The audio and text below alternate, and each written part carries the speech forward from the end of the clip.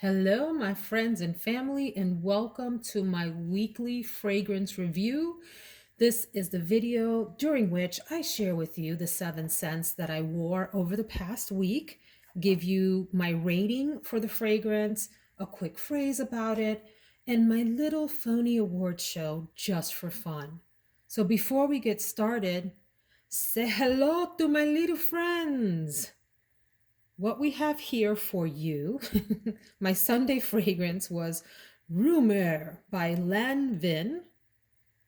Love by Sofia Vergara was for Monday. On Tuesday, I wore Oud Majestueux. I always want to say Majestueux, but it's Majestueux by Thierry Mugler. And I always say his name like that. Yes, I'm a dork. On Wednesday, I wore Narciso Rodriguez Eau de Parfum for her. And on Thursday, it was Habanita Molinard, from Molinard rather. Friday was Leila, The Essence of Norway by Geir Ness. And then on Saturday, you have to pretend that this bottle says something different, and I'll share with you why. Saturday's fragrance was Dolce and Gabbana, light blue. Imagine that this says intense here. The reason for that is I'm actually filming this on Friday because on Saturday, today, when this is published on YouTube, I will be in Orlando enjoying spring break vacation. So there we go. So imagine that that says intense. I have the travel spray version that is light blue intense. That is packed away at the moment. And so please pretend that this says intense on it. The bottle looks almost the same and the fragrance is nearly identical, except it is what? More intense. All right, let's go. Quick phrase about these. Rumeur is a cold magnolia-based fragrance that I have a hard time getting along with. We'll give it another shot though. I didn't dislike it. I just had a hard time with this one. Husband did not like this. This was not a hit in my house. Love from Sofia Vergara. Oh, I'm sorry. Let's do this a different way. So then Rumeur. It's actually just Rumeur, not Rumeur. I would give this on a scale of 1 to 10. Right now, I'm just going to say a 5. I don't hate it or dislike it. I'm just trying to figure out how I really feel about it. And I do think it's an interesting composition. I mentioned in Sunday's video that this reminds me very much of some other fragrance that I have tried in the past and can't for the life of me put my finger on, and it's aggravating me to death. So we'll come back to that maybe at another point in the future and figure out what it reminds me of. Love, Sofia Vergara, on a scale of 1 to 10, I would give this a 6.5, maybe a 7. I like this fragrance a lot. I wish it had just a little bit more oomph and lasted a little bit more throughout the day. It is a nice substitute for Black Opium by YSL Yves Saint Laurent. I don't think it smells like black opium at all, but a lot of people do, and so I just wanted to mention that. I think this is a nice floral, spicy fragrance. Very, very pleasant. Just wish it had a little bit more depth and presence, but a really nice fragrance, great value, and great bottle. So I'm keeping it in my collection for sure, for sure. Oud Majestueux by Alien Oud Majestueux by Mugler. Woo! This is the regular Alien with this heavy, skanky, dirty, oudy opening that you have to get past. It's so bad, it's good. I'll just leave it at that. Like you smell it and you're like, whoa, whoa, somebody meant to pull it off just like that. And once you get past that opening, you do get Alien, the regular Alien EDP version, the Eau de Parfum Alien, with more depth and even greater heaviness than it already has.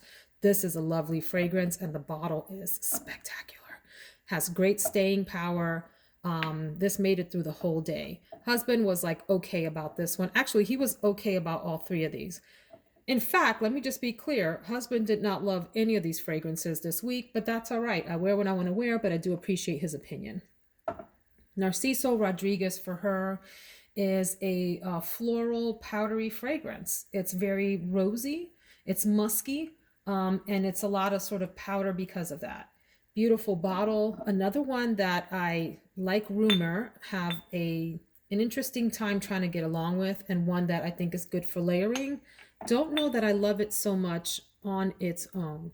I'm all out of order here. This was a 6.5 and 7. Oud Majestueux, I would give a solid 8 or 8.5 because it's quite powerhouse.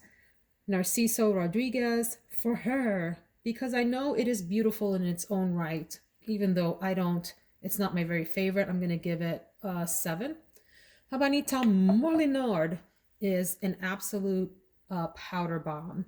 It's interesting. One thing I forgot to say when I reviewed this, I said that one reviewer said it reminded them of powder plus Shalimar. And I would like to say that it's powder plus Shalimar Soufflé Intense. If you combine this with baby powder, you'd get a good sense of what Habanita smells like. So if you've ever tried the Soufflé Intense, it's this citrusy, powdery, floral thing, and that's what you get going on here. And this also reminds me a little bit of like an almond accord. This is absolute powder. Beautiful, beautiful bottle. Not a favorite in my house, but for anyone. But because of its composition and its strength and potency, I would give this an 8. Leila, you got me on my knees, Leila. I can't look at that bottle without thinking of the Eric Clapton song. This one here is the shy sister, softer spoken sister of L'Eau de Issei by Issei Miyake, ozonic, aquatic freshness. Not a sexy scent at all. This is one that you put on when you want to smell clean, crisp, and fresh. It's that fresh linen smell. And I'll leave it at that. I would give this, for what it is, it's probably a good 7-ish, a good solid 7. Nice fragrance. And then again, remember, we're pretending that this is light blue intense, not just a regular light blue by Dolce & Gabbana. I would give light blue intense a good 7.5-ish. It is really a deeper version of light blue and a longer lasting version of light blue, but they're so similar, it's hard to tell them apart, except for that intensity and longer lasting thing going on. The notes to me are pretty much identical, or at least the way it smells to my nose. I would give light blue intense 7.5 or 8. If it was a number of years ago, this scent profile would be a lot more interesting to me. I think I'm kind of growing out of this fragrance. I do intend to finish off this bottle and finish off light blue intense, the roller ball or the roller spray that I have rather, and then I'm not sure if I would repurchase. I don't know. We'll see. So that's that. You don't want to look at the top of my weird forehead in that, do you? All right. The best projection of these, meaning that people can smell this off of your skin around you, I would probably give to Narciso Rodriguez for her. Even though it isn't my favorite, I know a lot of people love the way that it smells, and I think it is crowd pleasing. In other words, it smells nice to other people's nose off of your skin and does have a nice projection, you know, sort of immediately around you of a few feet. Nice scent bubble there. The best sillage here, oh guys, there's no question that it's Oud Majestueux. Beautiful fragrance once you get past that really quirky opening. I'm not even going to bother describing. Just go check out the video. By the way, if you're new to my channel, there is a video for each one of these fragrances on my channel that I did on the day that I wore it, with the exception of this one, which is sort of fake filmed in the future because of my travel.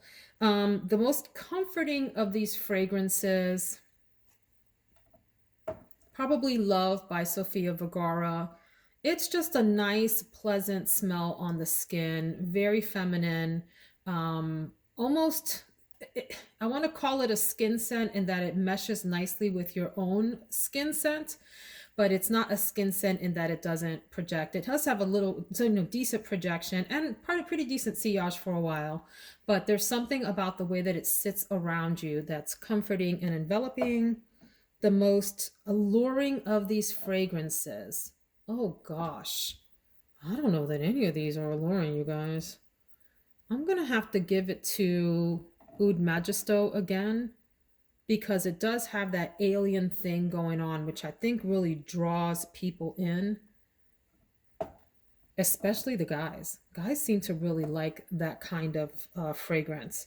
The most interesting of these, I'm going to give it to Rumor because the composition is one that I keep sniffing, trying to figure out, trying to decipher. Do I like it? Do I hate it? Is it somewhere in between? I'm not quite sure, but I appreciate what it is. I appreciate that it's different. This is not a feminine fragrance, although if you look at the reviews, some would tell you that it's like the quintessential feminine fragrance, which I find really interesting. I think it's a little bit more cold and even comes across sort of slightly metallic to me. You know that taste you get in your mouth when you smell like pennies?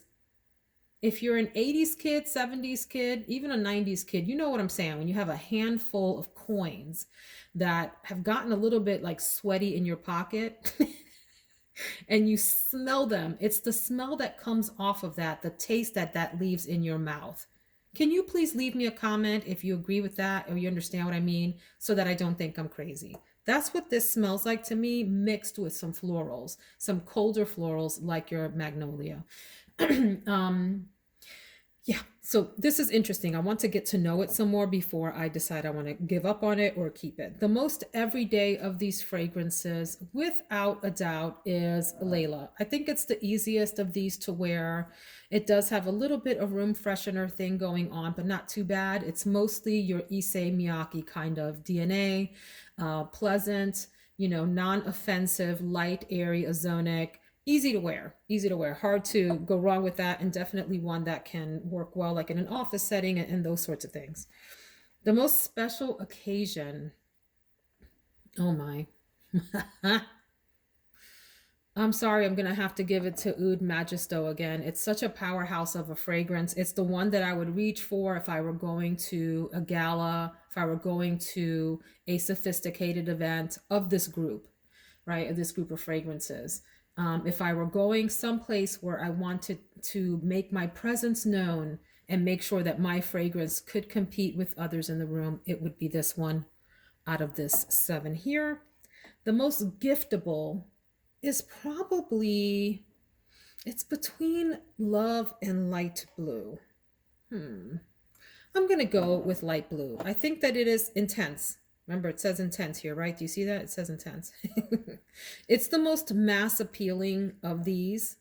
One that others have smelled and I think would probably please the most if you're buying for someone else. That's what the idea behind that category is, that they would probably like it and want to wear it. The most one that's a good blind buy. So this is for fragrance lovers who are willing to take some chances, but you don't want to get too crazy. Like, I think you would like it. I'm going to actually, of these, go with Habanita.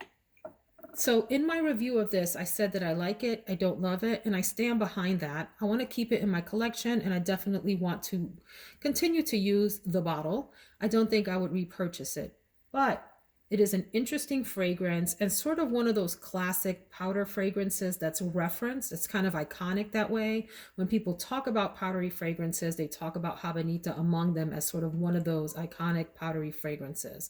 So if you're a collector of fragrances, this is a nice one to get into your collection if you don't mind whether or not you love it or not. That you would use it and you would like it and appreciate it for its history and for what it is within its fragrance buddies. And the best bottle, I could easily say this one, but I'm actually, what do I want to say? I think I like this one the most. The Love by Sofia Vergara. It's this ombre effect. There, you can see it better there, with the love on the bottom, and then it gets darker. And I just like the way that the bottle is cut. And you guys, for like $18 or $19, this is an awesome one. The best overall, it could be Love, but I think you all know I'm going to go on and give it to Oud Majestueux. I'm an Alien girl through and through. What can I say? I love the entire Alien line. I haven't smelled one in the bunch that I don't like yet. I think I've got 4 or 5 around here somewhere and have sampled others. Just a really solid, gorgeous scent that works well for me. I wore the original Alien for my wedding, the EDP, the purple one. and it will like forever be a favorite of mine. So its flankers have a special place in my heart. This goes across so many categories so well. Great projection, great sillage. If you like this profile, once you get past the skanky opening, it's actually quite comforting. It's interesting, it's different. I would wear this every day. Absolutely special occasion. If someone gifted this to me, I would be thrilled. I think if you're a fragrance lover, this is another one that you might be interested in blind buying if you know what you're getting yourself into with that oud opening. That's important. The bottle is gorgeous, and I just think overall it sweeps the categories. So that's my review for the week. I hope you enjoyed it. Please come back for my scent of the day. Here I do one just about every day. And I do this review at the end of every week just for fun. Hope you enjoyed. If you liked it, please consider subscribing so that we can hang out again. And if you're returning, I appreciate you. See you next time.